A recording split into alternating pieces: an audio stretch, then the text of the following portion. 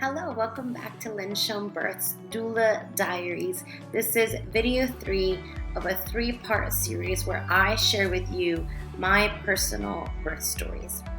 So if you didn't get a chance yet, go back to the first video here and watch my birth story from my first pregnancy, which was my son who was born in a hospital under the care of a midwife. Then last week I posted the video, which you can access right here, of my daughter who was born in water at a birthing center. So if you didn't get a chance to watch that, you can go back and watch that one as well. And today I get the privilege to share with you the story of my third birth, which was planned to be a home water birth. After all, I had such an incredible experience with my daughter in the birth center. Why not have that same labor, that same delivery in the comfort, privacy, and peace of my own home, surrounded by my family and close friends? So I went ahead and I found a Bible-believing, faith-filled midwife in the area, and I had the care of a midwife throughout my pregnancy. My third pregnancy was pretty standard, pretty typical. I did diet control gestational diabetes again, as I did with my second. However, my third pregnancy, it was significantly easier to manage my sugar, I found, than with my second. Really, it was only my fasting number that would occasionally be slightly elevated, and I was able to manage that. Otherwise it was a easy, standard pregnancy. We were really excited. We were beginning to set up the room that I was planning to birth my son in. As we approached 36 weeks, my blood pressure was a little bit slightly elevated above my normal range, considered like high end of normal. And so my midwife said, we need to watch that. We want to make sure that, as you get closer to the end of pregnancy, there is the risks of preeclampsia and things like that with elevated blood pressure. So I definitely felt a little nervous, but began to pray to say, Lord, I trust you. I walked a little bit more, made sure I was drinking enough water, some of those things. And then 37 weeks, it was still slightly elevated. And then 38 weeks came, and my blood pressure hit the level that risked me out of my home birth here in the state of California. It was 1 point over what my midwife is legally allowed to support. And in a moment, my planned water birth in the peace and privacy of my home, that plan was no longer going to happen. I spoke with my midwife, and I was able to go to a hospital recommended by her that she had worked with previously over a period of time. They were well connected to a local birthing center. So I felt more comfortable going there, where they were used to moms coming in desiring a natural experience, having been risked out of the natural birth that they had planned. So here I was. I walk into this hospital. I had never been there before. I was about to meet doctors and nurses I had never met, and they were going to take care of me throughout my induction. And so they brought me to a triage room. They took my blood pressure, which was normal. They monitored me, which I was already contracting, low contractions. They were able to pick some of those up on the scanner, checked out baby looked great. And they said, you look like you are a prime candidate for induction. Let's admit you to labor and delivery. So I get to my labor and delivery room, which I will say was beautiful. It was painted in warm colors. It wasn't white and bright and sterile. It was warm and inviting, and it was very spacious. They start my IV, and in the IV, They had planned to start the Pitocin. So I asked questions. I said, what is your standard process for induction using Pitocin? I asked what level they started at on the meter. They explained that it could go from a 1 to a 12, and they typically start at a 4 or a 6, and they increase it one level every 30 to 60 minutes. So I said, okay. I said, I would like to start it at a 2. I want to start low and slow, and I'll tell you when I'm ready to increase it. They said, okay. I was grateful that the hospital was supportive of anything that I asked for. It just was a little bit like I imagine the feeling being when you're in, well, I've had it. It's like the feeling you have when you're in another country and you're speaking 2 different languages. And neither of them is right or wrong. You just don't understand each other. You're saying different things. And it felt a little bit like that. It felt like I was advocating for something that at a home birth would have been standard, typical care. But I was grateful that the nurses and the OB that was on call at the time were supportive of whatever I had asked them to do. So we start the Pitocin. I was still having contractions. They just were not growing in intensity at that point. So I continued to labor. I used a peanut ball. I used an exercise ball. I had my Christian hypnobirthing scriptures and prayers playing on the app. I walked around my room a little bit. I felt really peaceful. I was ready for labor to start, and it felt like it wasn't coming. So an hour went by, 2 hours went by, and I said, let's put this up. You could put it up to a 4. So they're like, okay, put it up again. Like, I'm not feeling anything. 30 minutes later, I said, you could put it up again. They put it up to a 6. But now I'm at a 6, and I'm still not really feeling contractions. They were coming closer together, but they weren't intensifying. And so right about that time, so we had been there about 6 hours at this point, I noticed that in my wrist where the IV was located, that I had an uncomfortable feeling, and it was kind of bubbling up. So we realized that the IV was not actually in my vein. It was shooting Pitocin into my arm, and had been for about 6 hours at that point.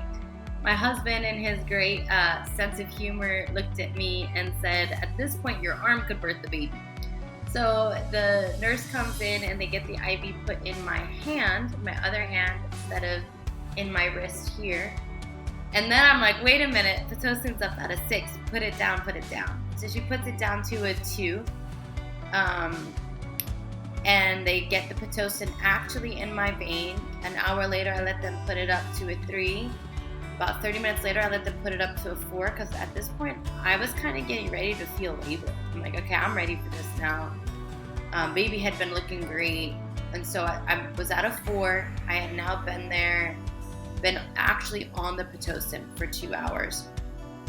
And labor began to pick up. And I began to feel what felt like active labor in my previous 2 natural births. And I got excited. I was like, okay, I'm in the game now. I'm ready for this. I labored down in the bed. I listened to worship music. I labored in the bathroom for a little while, sitting on the toilet, like sitting over the toilet, which is uncomfortable during the contractions, but definitely progressed me. And at that point, contractions really picked up. I would say at that point in it, the only frustration I really continually had was that I was required to have the continuous fetal monitoring because I was on Pitocin. As labor progressed, I noticed now I was at about 5 hours on the Pitocin, and contractions at that point reached what I felt like in my previous 2 pregnancies was the end. But they had done a cervical check, and they said that I was only 6 centimeters. And so that was discouraging. At that point, I asked them to turn the Pitocin down. I said, put it back down to a 2.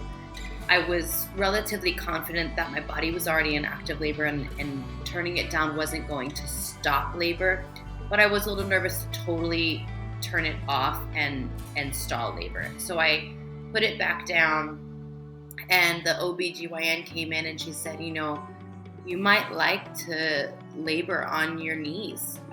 And I was really grateful that she offered an alternative position to being on my back, even though it came with the inconvenience to her of needing to adjust the monitor constantly because it kept moving.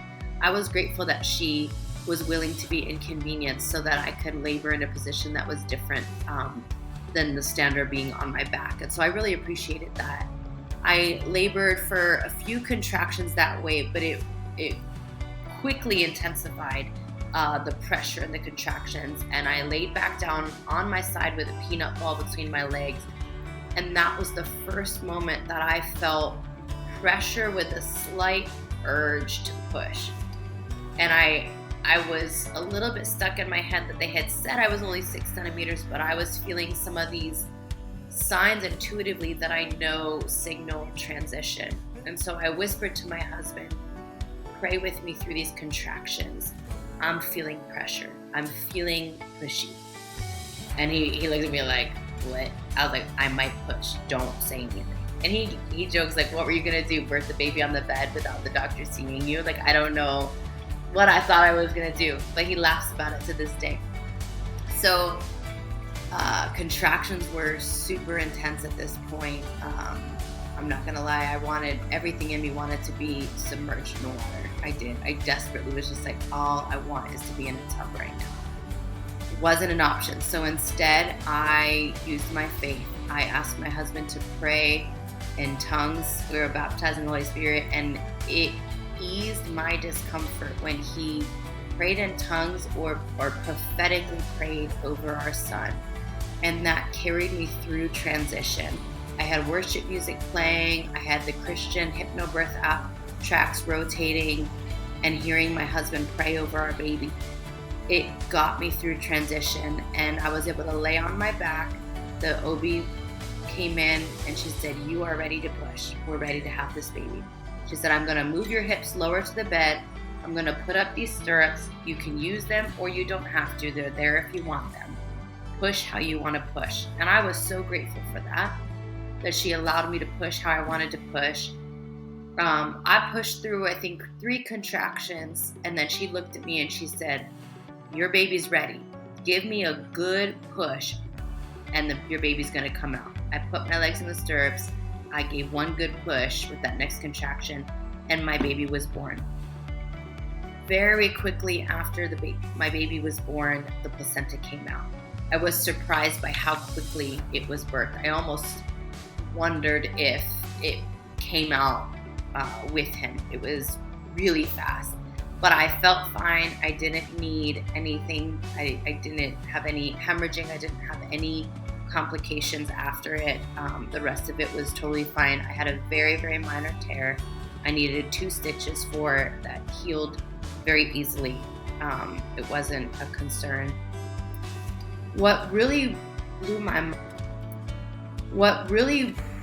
mind was this birth, which was 5 years after my second and 12 years after my first, with an induction. From the start of Pitocin correctly into my vein, my labor was 6 hours, which was the exact same as both of my labors. And I really found that almost to be supernatural, that God allowed this to look very similar to my natural births while needing to use Pitocin to get my baby here. And what I took from this experience was really, as a doula, as a mom, I learned how to advocate for myself within the hospital, how to communicate with the nurse and doctor in a respectful way. I learned how to trust my body and my baby in a deeper level because I was using something that I didn't plan to use. I learned to trust the Lord in a deeper level throughout that labor.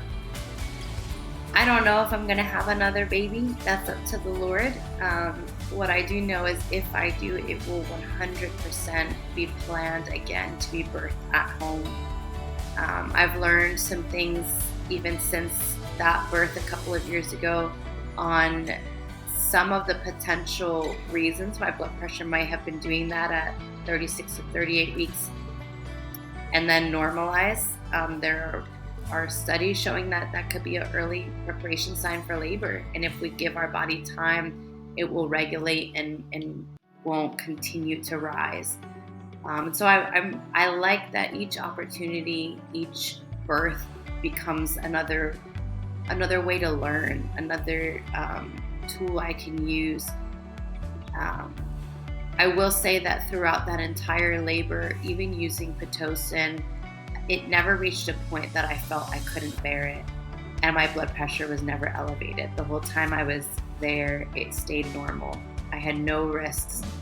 And I had no complications in my postpartum journey in connection to that birth.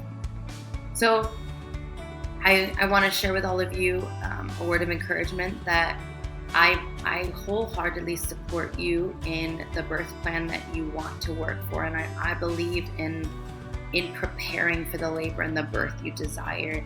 And I also believe in trusting the Lord that if it does go a different direction, that you're still called to that birth and you're still called as a mother to bring that baby into the world, no matter the way it ends up looking. And as a doula, I get the honor and the joy to be there with you, to advocate for you and support you alongside that. If you have any questions about any of my birth stories, please leave a comment. Please let me know. I would love to answer it. Let me know what kind of videos you want to see in our upcoming Doula Diaries, topics you want to learn about, anything. I'm excited to share it with you. Have a great day, and I will see you next week back on Doula Diaries with HOMEBIRTH.